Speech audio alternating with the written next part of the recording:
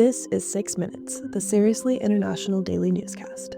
It's Monday, June 16th. I'm Ava Arcoleo. It's a cloudy morning in Reykjavik, while Bangkok is getting an afternoon of warm rain. Here in the Worldcrunch newsroom in a sunny Paris, it's just after midday. These are the latest headlines. The suspect of Minnesota politician shootings was arrested after a 2-day manhunt. The G7 summit opens in Canada. And our daily quiz question is about a historical female appointment in Britain. Our top story today is the escalating Iran-Israel conflict, with Tehran launching a major new missile attack on central Israel. At least 8 people were killed in the latest attack, bringing the total Israeli death toll to 24. Iranian officials said they will not consider U.S.-brokered negotiations until Israel ceases its attacks.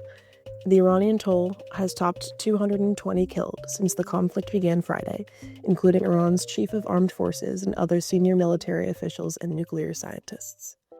In our More Than a Minute feature today, French political analyst Pierre Haski looks at whether this conflict could be the demise of the Islamic regime in Iran.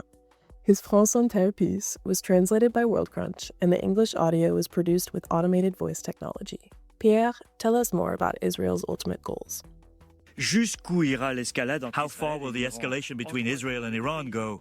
Now, in its 4th day, the two countries, enemies for decades, have reached an unprecedented level of confrontation. The shadow war has become an open war. The Jewish state had never before carried out such an extensive attack against Iran's nuclear program and military and industrial targets. Iran, for its part, had never managed to strike with its missiles in the heart of Israel, causing numerous civilian casualties.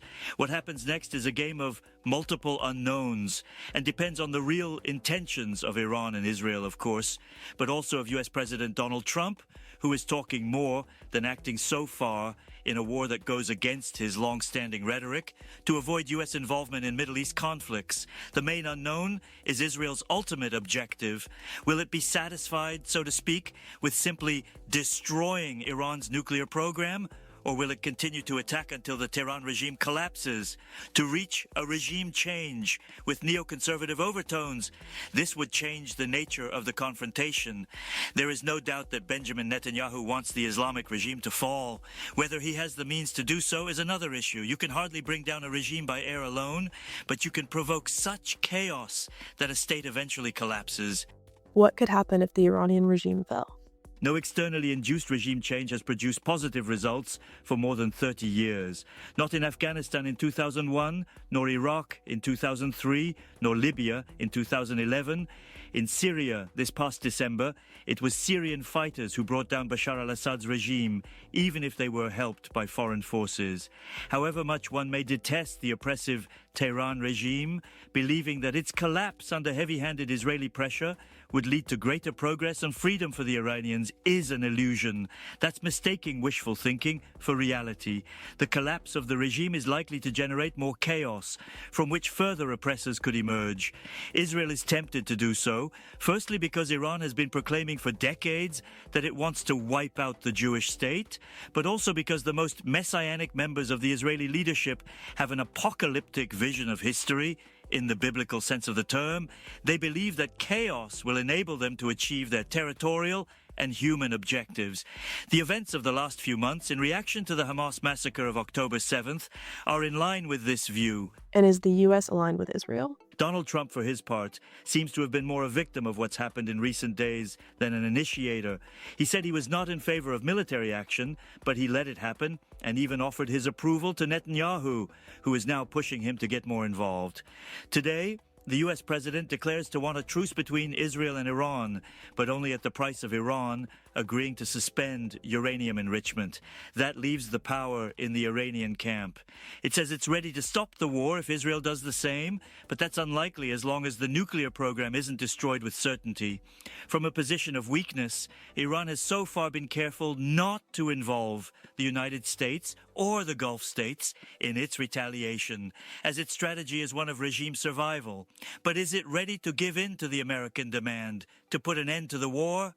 This major crisis, therefore, carries with it a serious potential for escalation, overshadowing efforts to end the tragedy in Gaza and once again undermining international law. As we see with every crisis, force has become the only parameter in this new world, and not just in the Middle East. In other news, the U.S. police in Minnesota have arrested the man accused of killing a prominent state politician and her husband and wounding 2 others. Vance Bolter was arrested late Sunday after 2 days of what was the state's largest ever manhunt. Authorities said Bolter acted alone, posing as a police officer to target the Democratic officials in their home. While authorities have not yet released an official motive, police said Bolter left behind writings listing about 70 political figures, including abortion rights advocates. This comes amid heightened domestic political tensions across the U.S., with nationwide No Kings protests on Saturday, during which at least 1 person was killed in Salt Lake City, Utah. And the G7 summit opens in Canada today, with leaders aiming to avoid a rerun of 2018's major clashes with President Trump over international negotiations as global trade wars make for tense discussion. We're closing things out today with our daily quiz question. On Sunday, British civil servant Blaise Metrowelli became the first woman ever to be appointed to which job in the UK? A. Head Warden of Royal Swans. B. Chief of MI6 Secret Intelligence Service. C. Chancellor of the University of Cambridge. Or D. CEO of Twinings Tea Conglomerate. The answer is B. Blaise Metrowelli, MI6's current head of technology, was just appointed as head of the British Top Spy Service. This is the first time in the Foreign Intelligence Service's 116-year history that a woman holds the position. That's the latest from around the world. For more of the best of the international press, delivered exclusively in English, visit us at worldcrunch.com. We'll see you here tomorrow. À demain.